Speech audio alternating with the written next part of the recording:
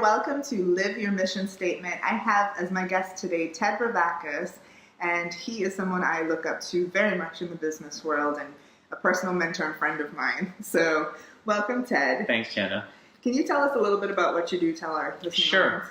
I am a communications consultant. I run a management consulting company that's based here in the Cayman Islands as well as in Toronto.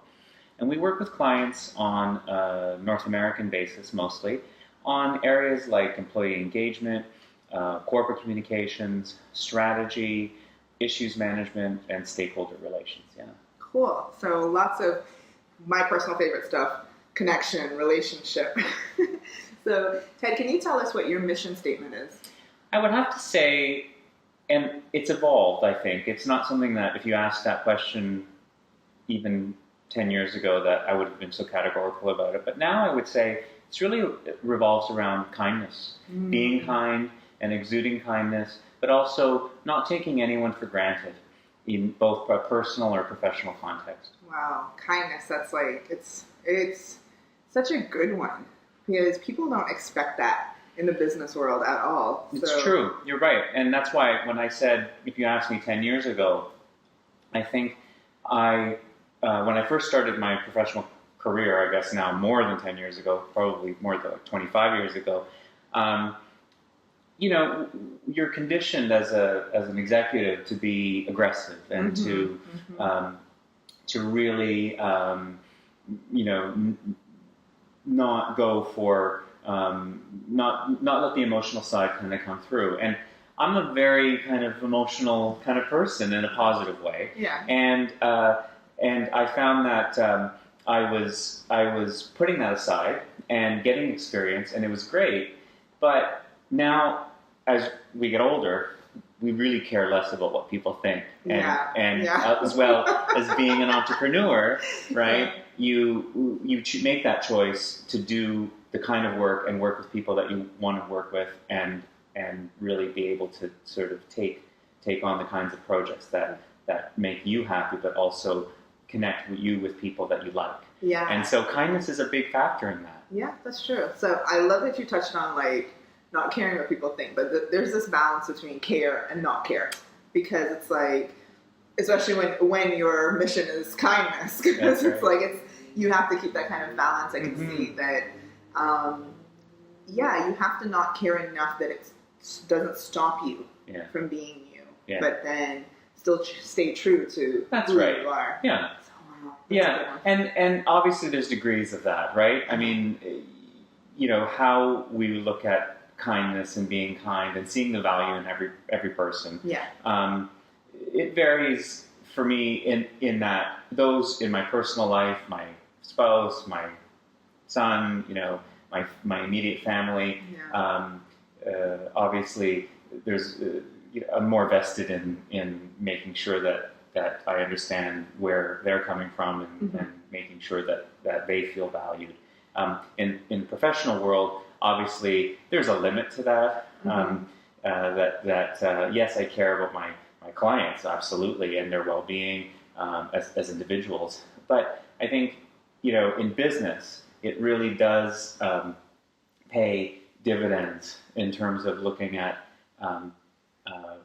individuals and professionals and what they bring, and not discounting anyone's opinions or values. And in fact, a lot of the work that we do is focused on obtaining what we call alignment, and that word, which is very common now in business these days, getting alignment among a leadership team, or getting leadership aligned with how employees view certain challenges or opportunities for a given organization. So it really does have, beyond your own interpersonal interactions, it really does have a business benefit. Yeah. So can you talk a little bit and explain what alignment is? Because people might not understand what that is. I think it's the way that we look at it is very much around taking a stakeholder-driven approach or stakeholder-based approach to decision-making and strategy in a professional context. So, you may have a leadership team that says, we have identified these priorities for our organization. And yet employees who are expected to and have a stake in the success of the organization, but expected to sort of adopt those priorities as their own, have other priorities that are preventing them from opting into what management and leadership wants. And it's not often sort of leadership-employee alignment that, it's not only leadership-employee alignment that happens. Sometimes it's even with customers, right? Right.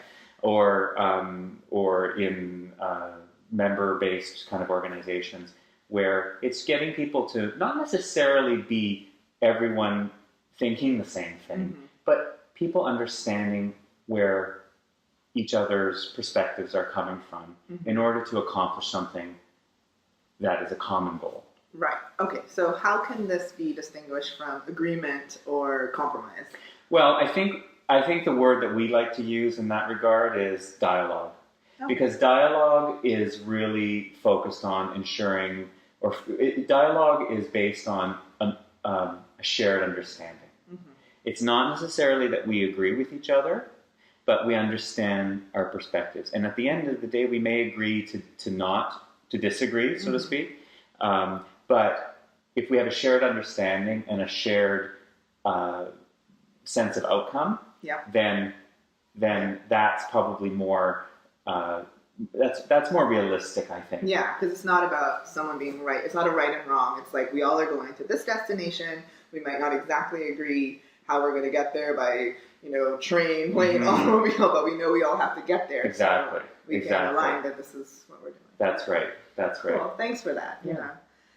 That's a term we use a lot in coaching as well, because we find that disagree, agree, and it pulls people in different directions. That's right. Yeah, and I found that getting people getting someone to agree with your position when it's clear that their position is in direct conflict with yours is a difficult task, and sometimes you have to wonder and really assess why that even needed to move forward. That's true. That's such a good point.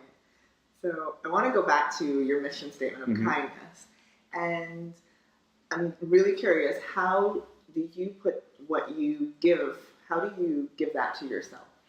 That's a good question, because I think for someone like me, I think again, as an entrepreneur and someone who works hard, as we all do, it took a while for me to kind of realize how I needed to give myself some kindness and reward myself as well for my accomplishments and what I've done.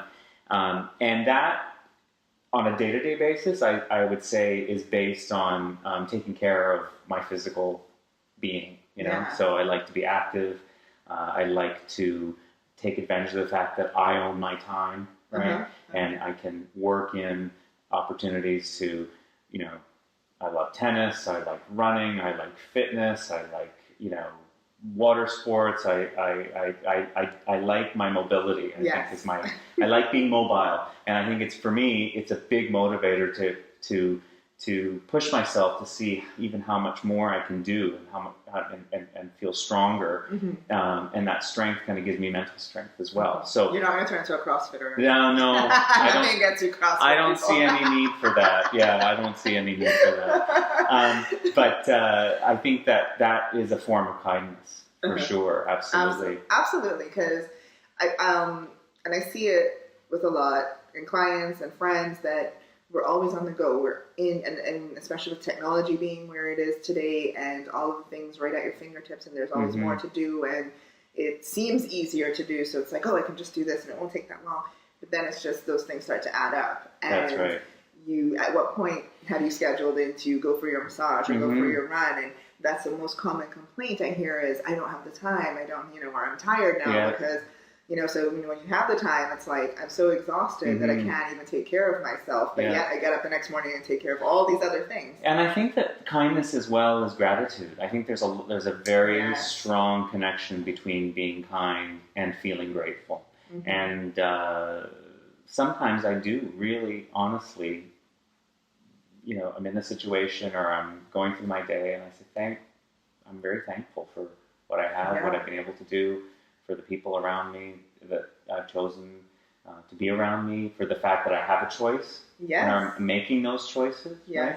Right? And again, and that translates to being kind and seeing kindness in others, right? Yeah, and I mean, like, I love that. The attitude of gratitude is one of those things that I think spurs on abundance. Yeah. When we're only looking at what we don't have, we can never see how much we have. We can never see how much there is more to have, and be open to receiving that. That's right. Because we've just blocked it out. So that's right. Absolutely, kindness, gratitude, hand in hand. Yeah. So, what else would you say to our viewers about just living your mission statement and being who you are, I guess? Any last thoughts? Well, I think that, far be it from me to tell people how they should realize their hopes and dreams, I guess. Because even, I'm still a work in progress, as are many people, right, that I certainly know. And so I really do think that I think I would say just continue to move forward and feel like you're moving forward. Because I think once you do feel that you're stuck, it can bring a lot of negativity, and that then becomes a little bit of a downward spiral. I think. I love that. The forward movement. Because, just moving forward, physically, emotionally, mentally, moving forward, right? Yeah. And looking back, but not living in the past, right? Perfect. Thank you so much, Ted. Thanks for being with us today. Thanks. And thank you for watching, and we'll see you soon. Bye. Bye. Visit ChandaVcoaching.com to view more videos in the Living Your Mission Statement series.